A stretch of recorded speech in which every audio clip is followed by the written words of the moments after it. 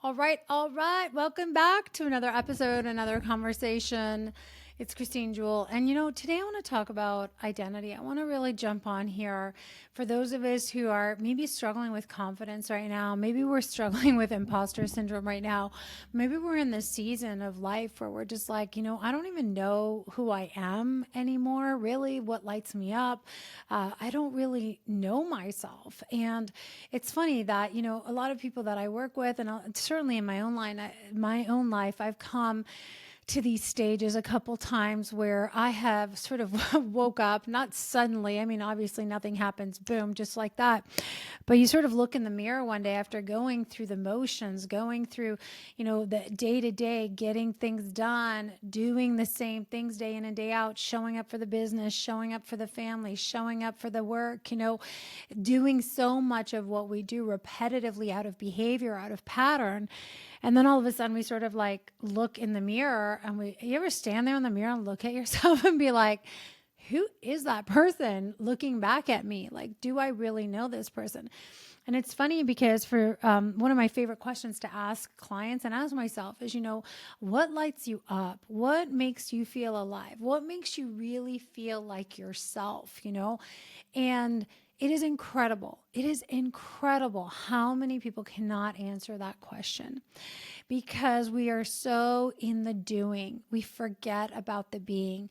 We are so in the grind, in the doing, in the hustle, in the pressure cooker of every day that we don't get to really experience, right? We don't really get to have the depth and the richness of the experience of life, of enjoying what it is that we're doing oftentimes, the work that we're here to do, the family environments. We're on vacation, we're on a date night, we're playing with our kids. You ever felt like even numb, right? It's like, I'm here, but I'm not really here. I'm distracted. It feels like you're somewhere else. So I really want to just start a series here. I've been inspired for a couple reasons. Number one is I've had people, reach out in the DMs with struggling with moving beyond the past into the new life, that is calling them, into the new life God has for them, into the new season, the new work, the new mission. And yet there's this part of us that is so blinded and so chained and so just constricted by the past that sometimes we can't get past that old identity of us. So it inspired me to start a series on identity, on who we are, at our core. And as we get to upgrade the way that we view ourselves, the way that we know ourselves, the relationship we have with ourselves, because don't we all want more confidence, right? Don't we all want to come into a room and feel confident and clear and bold and, articulate and all of those things? Don't we all want to have that level of certainty? But really, that level of certainty and that level of confidence is a knowing. It's a knowing that is in your bones, in your cells, in the fiber of your being about who you are, what you stand for, right? Like who you are at your core, not just the superficial layers of your job title and all that. So I want to start today specifically by looking at what we're not, who we're not. I think before we get clear on like who we are, we have to begin to strip away the layers of BS, the layers of lies, the layers of programming that we have been taught, that we have caught along the way, that we have picked up, that really blind us. They blind us and they inhibit us from moving forward into what I call miracle territory. And we're going to do a series here. I'm not sure yet how many shows we're going to do around this. And I'm going to be creating a free live masterclass where I'm going to dive deeper and do some workshopping around this with you guys. So if you're interested in that, make sure that you check out the links in the show notes. You click on that link tree and you click on that masterclass that's coming up, because we are really going to unpack, the characteristics of leaders who multiply and prosper in all areas. When we talk about characteristics, we're talking about character, right? The identity of the man, the woman who is multiplying and prospering in relationships and health and wealth and like all areas of life, not one at the expense of every other area. So let's unpack this idea. Right now, I invite you to consider in your life, is there anywhere where you are struggling in terms of really stepping into fully owning the identity of the man, the woman that, I don't want to say deserves, but really is created for this beautiful life that you are created for, an amazing marriage, right? A thriving business, a family that's healthy and connected, a body that feels amazing to be in. Maybe it's adventure that you're craving. I'm an adventure junkie at heart. I love to get in the mountains. I love to be in the ocean. I love the rivers. I like the jungle. I like to go in the unknown spaces. And so sometimes we want more of these things in our life, but we're not embodying the identity and the character of someone who sustainably experiences these things in their life. And again, it doesn't matter what it is that you want to create more of, experience more of. Identity is everything, everything. How you view yourself, how you think about yourself, who you think you are, who you think you're not. So let's unpack some things real quick. I want to start. I'm actually pulled up chapter 8 of my upcoming book. I just finished the manuscript. I'm so excited. I'm in edits. It's pretty exciting. I know this has taken a really long time. It's been a baby. It's been a process. But I'm excited about how this is coming together, and I'm now rereading the whole thing. So I pulled up chapter 8 where I'm talking about identity and remembering who we are, remembering who we're not, because we do forget who we are. This is all a journey in remembering, a journey in coming back home. So today I want to unpack maybe 5 or 6 things that we are definitely not. So we can just remove that lens. We can remove that lens of confusion. We can remove that veil of deception. We can remove that fog, and we can start saying, well, if I'm not that, then who am I, right? And we don't have all that background noise whispering in our ears. That's like, oh, you're faking it, or you think you're that, but you're really this. So I'm big on addressing the thing, addressing the elephant in the room. Let's just get right down to it.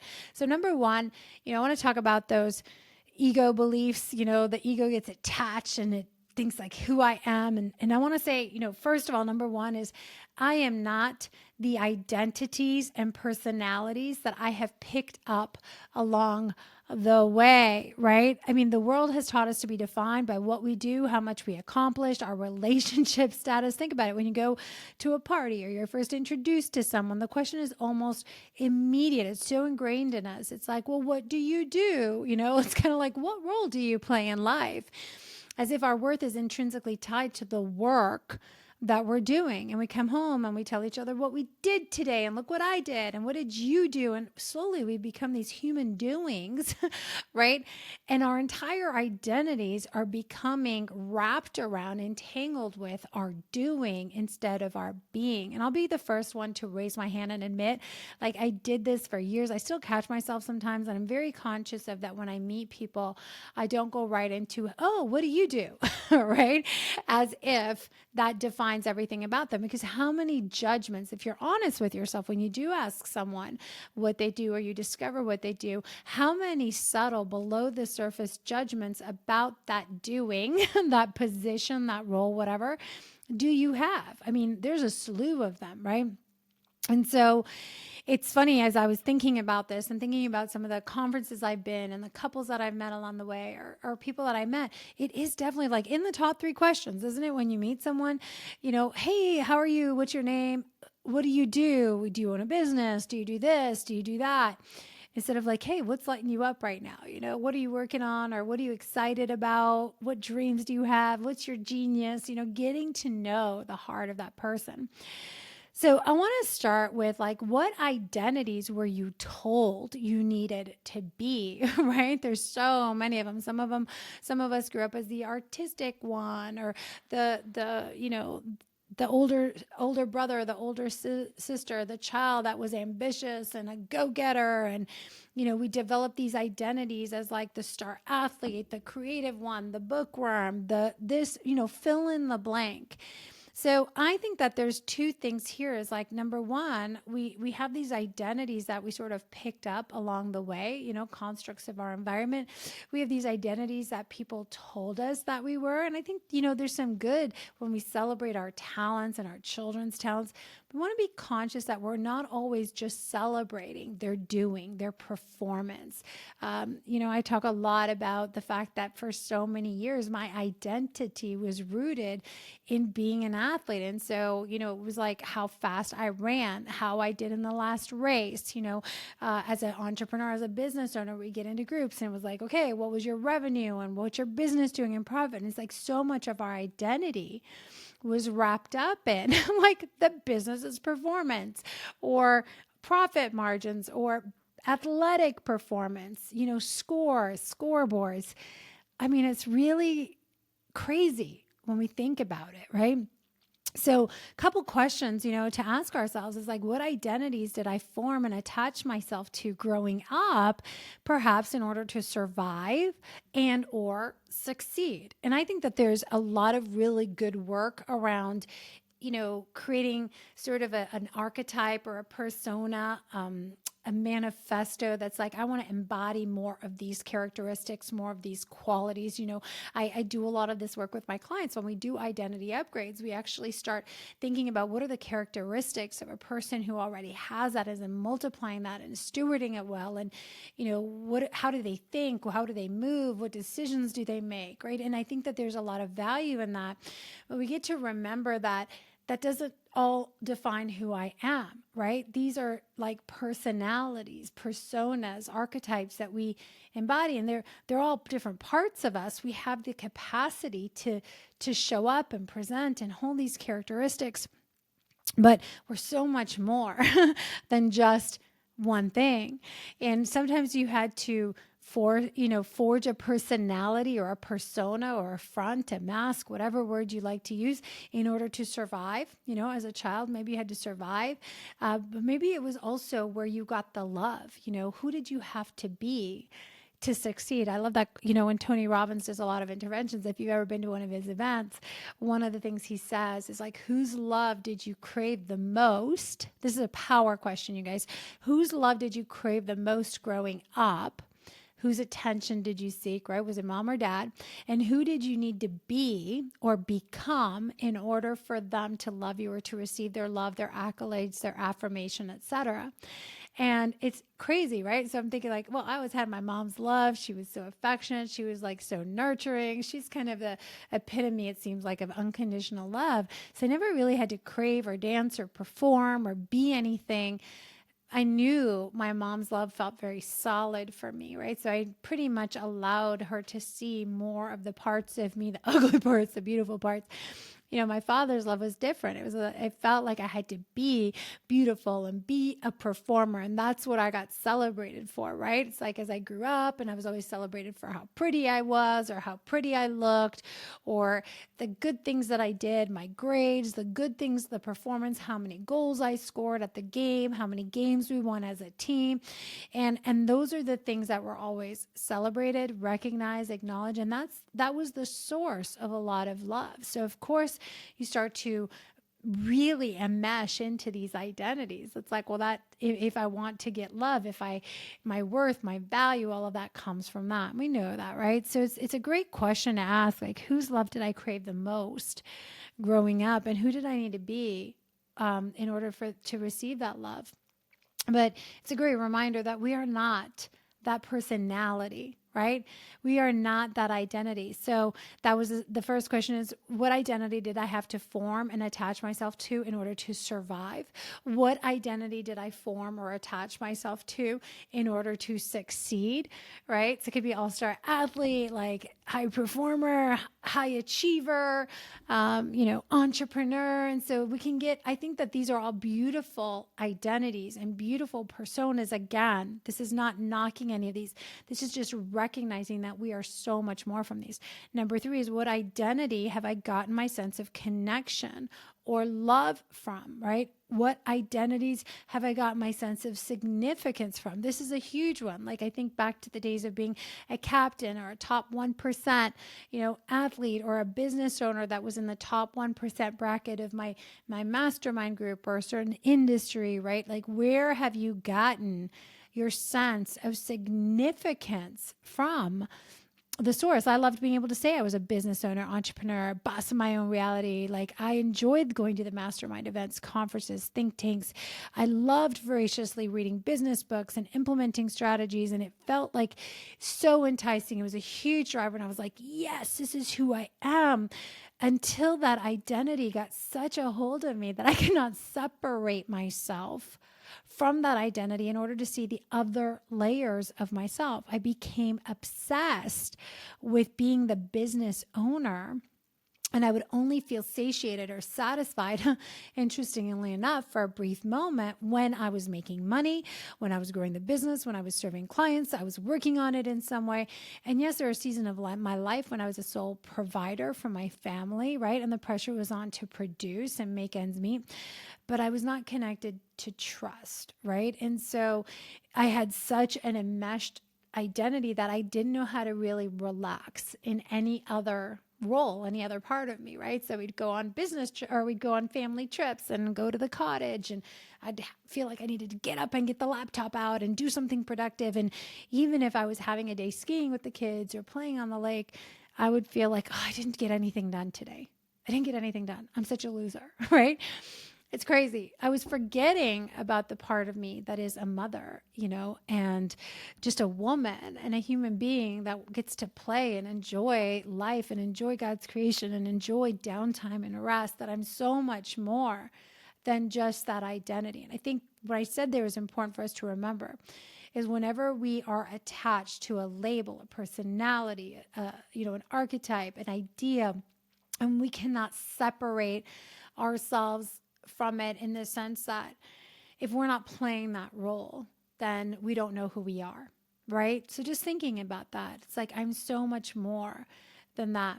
A couple other ones here that I want to dive into is I am what I have. I am my stuff. My identity is determined by how much I've gained. My loves, you are not what gives you significance. You are not what you had to do to survive or be to survive. You are not what you do or what you did in the past. You are not what you have, right? What we have up until this moment is a reflection of a lot of things, the decisions we made, right? The actions we've taken, the level of consciousness we were entertaining, the people we were connecting with, right? So again, it gets tricky when we start getting really attached to our beautiful home, our beautiful cars, our beautiful this. I love all those nice things, but I got to remember, I am not, my worth, my sense of security in who I am does not lie in those things. We already talked about the I am what I do. Here's a big one.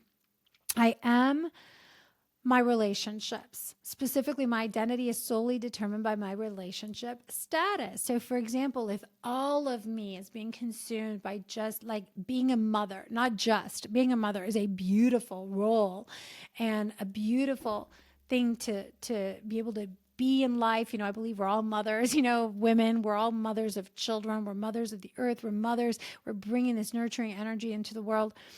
But, we're more than a mother. You might be a mother and a wife and a best friend and a lover and a leader. And we're so many of these faces. And I think there's so much depth to the tapestry of who we are and who we're created to be. And we can get so entangled in one relationship status that we start to see everything in our life through the lens of just that identity. And as we start to go through more of this series, it's interesting that as we open up and we start to acknowledge more parts of ourselves and see more parts of ourselves and more of the beauty and the depth of our personality and our unique signature, how God created us to be, we can begin to open up our range for perspective, for insight, for wisdom, because now we don't have a singular focus and a singular lens where everything's like black or white through the lens of just this one role. So I am not my relationship status, actually, right? I am in relationship. Here's another one, is a big one. We're working on this one today with a couple clients, is I am what others think of me. My identity is determined and dependent on outside opinion, outside judgment, outside moods. Like if my kids are happy, then I must be winning. I am a good person, right? If my husband is angry with me, I am a bad person. If my team is disappointed, I'm a terrible leader.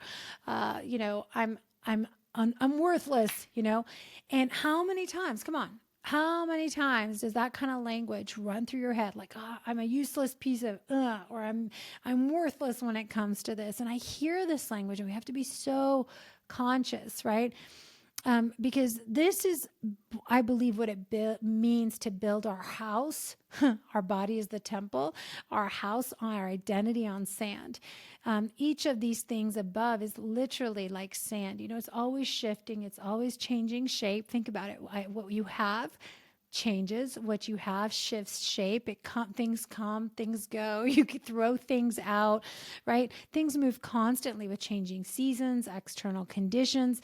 And the reality is, like, all those things, like our jobs, what we do, what we have, even the relationships in our life, other people's opinions, they can fall apart in a moment's notice, right? Unexpectedly, unplanned. All of a sudden you're like, whoa, that I wasn't expecting it.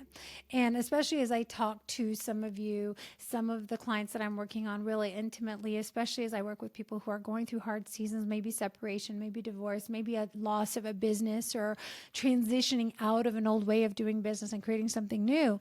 There's a deep sense of loss, right? Around, like, I don't have those relationships anymore. I don't have that job title anymore. I don't have that seed. And it's like, really, it can really rattle our sense of identity, and we can feel lost in the wilderness. Like, who am I? So if we built our whole sense of self on this superficial stuff or these things, then when it crumbles or it exits our lives, we crumble right along with it. And we lose all of our sense of who we are. We become lost, completely forget at our core who we are. And I believe that that's because we've traded our true identity for a false one a long time ago. And, I was speaking to someone earlier about this topic too, and, saying, like, to experience loss is human, right? To experience grief when things exit our life, a relationship changes, somebody loses a child or a loved one, or a marriage takes a turn, or anything, right? Like, we have a financial loss or a financial gain. If that stuff really just completely destroys who we are, we feel just, unable to function and show up for the rest of the things that God's given us, then that's something to pay attention to. So I love that question of, who am I without all of these things? Yes, all of these things are added unto me. I am so grateful. I'm so blessed. I want to keep the blessings of my life. I want my kids to stay healthy. I want my business to continue thriving. I love my clients. I love my husband. Yes, Lord, yes to all that. And knowing that if all of those things are not there, or if something is taken away, or something is being restructured for a season of my life, do I still know who I am? Right? So we're doing a little check-in today, a little check-in of, who am I? How have I defined myself? And so we talked about, I'm not the personalities. I'm not some of those ego beliefs of my stuff, other people's opinions. I want to say this too, is that two more things I want to cover today. Number one is, you are not the labels slapped on you. You are not the labels. I encourage you to dig deep here and truly consider how much of your life has been dominated by certain diagnoses, names that you were called when you were little, even names like childhood names, right? Little nicknames, names that you were called when you were bullied, or people at school slapped labels on you. Some people limit their whole lives because they have adopted such a deep-seated belief about their limitation. They become entangled and enmeshed with the label. I've seen this all kinds of labels, and I'm not negating the facts that there are mental health issues and stuff like that. And I want to honor that. But at the same time, you are not the label, right, of whatever the thing is, ADHD, or, depression, or whatever the diagnoses, right? Learning disability. I'm disabled. And it's like, you are enabled, you are empowered. We may have certain things that are different and unique, but I really challenge us to consider those things that we think are handicaps and how are they actually superpowers as well? And I'm not discounting, again, any kind of physical illness, past conditions, or anything of the sort, but I'm calling out the fact that often the lines become blurred when we lose ourselves inside of these labels. So, especially, I think about some of the, like, even my kids, my son, more than one of my children, people's children that I work with, sometimes we take these tests and the educational system labels them as like slow learners or they have learning difficulties. And I just want to say, like, one of the biggest things I've told my child over and over again is that no, you're just not designed to learn the traditional way of sitting in a box, sitting in a chair all day, right? And you are highly energetic. You get to learn on the go. And so I think that we get to take a hard look when we start looking at labels is what part of my life, I'm taking a little side note, what part of my life and my lifestyle is actually not natural, right? Am I actually fighting nature? Am I fighting my God-given design and trying to fit into a box in a world system that now has labeling, that telling me there's something wrong with me, trying to medicate me, trying to get me to think less of myself? And I think we really need to pay attention to that because that's BS, right? Instead of optimizing our own unique way of learning, of expression, of working throughout the day, we are trying to do this cookie cutter crap that does not work. So, I really believe that label is simply a description our human mind has conjured up to make sense of information so we can categorize it, we can name it, and we want to assign a category to it, right? Isn't it interesting that Webster's dictionary, I'm reading it right now, defines a label as a verb, meaning to assign to a category, especially inaccurately or restrictively. Interesting. Inaccurately or restrictively. That's what a label is. So that's interesting. I want to finish with this last one here. So, as you start thinking about what are some of the labels that have been slapped on you throughout the years, right? And we can just start to call BS on these. We can start to address them for what they are, which are misinformation, right? There were temporary ways for people to make sense, to name things so that their brains could make sense of it. It does not mean that is who you are at your core. The last one here is really remembering that, we are not our past. We are not our parents. We are not our past mistakes or anyone else. It's so easy to get wrapped up in the pains and the stories of our past, especially where there was abuse or trauma. And, there are lasting imprints in our nervous systems, our psyches, our soul, but we must be able to, separate or recognize that that memory, that experience I went through is not my being. I experienced it, I felt it, but it's not who I am at the core. And we are not what happened to us. We are not what someone else did to us. I am not what my parents did or didn't do. I am not the result of their poor decisions or their great decisions. Who I am today is much shaped by that, for sure, right? We're shaped by that. And I pray and hope every day that I continue to show up as a woman, a wife, a mother that is really putting seeds of good character in my children, that I'm shaping them and that I'm creating the environment for them to discover who they are and really get to know their own hearts and all of that stuff. But I know that, they are not, their identity is their own unique identity. And I can do much to shape it. I can do much to curate an environment that helps them have a really healthy sense of identity. And I can do much to tear that down and create an environment that creates a terrible sense of identity. So those are some things that I wanted to throw out there today. There's a lot more. I'm reading here through chapter 8. Man, there's some good stuff in here, you guys. I'm excited for this to come out. So as we wrap today, I just want to invite you into the discussion of, is there anything else that you have been believing, that you hear yourself, in the background? There's like this chatter, this noise. And I do know that the enemy always tries to attack our character, our core identity. He tries to constantly get us questioning who we are, our talents, our gifts. And it's like, you are your mistakes. You're not doing enough. You're your past. You're this, you're that. And I would like to just really out the gate nip this in the bud and say, you know what? I'm just going to make a list right now of all the things that I'm not, so that I get that out of the way so I can get clear on who I actually am. So I hope that this podcast was helpful for you guys. If you love the show, please pass a word along. Leave us a review. These things matter in helping to spread the message. I show up every week here for you guys. I'm pouring out my heart and soul. I'm excited to bring some more interviews on. So I'd love to hear from you guys. I'd love to connect with you. Make sure you get to follow me on Instagram at the Christine Jewel. Drop me a DM. Let me know what you're enjoying about this show, what you want to hear more of. And I just want to thank you. Thank you for being here. I think this is such an important conversation and an important topic, because identity is the stem for everything else, for every decision that we make, for every dream that we move on, for everything that we hesitate on. It's like what you believe about who you are, is so, so key. And I'm going to go into a little bit deeper of that in our next session, our next episode next week. But thank you for being here.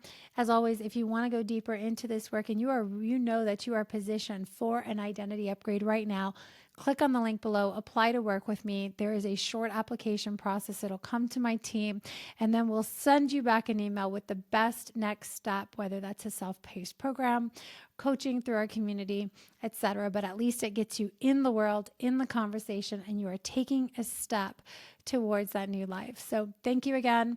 Until next time, here's to loving fiercely, leading courageously. Bye for now.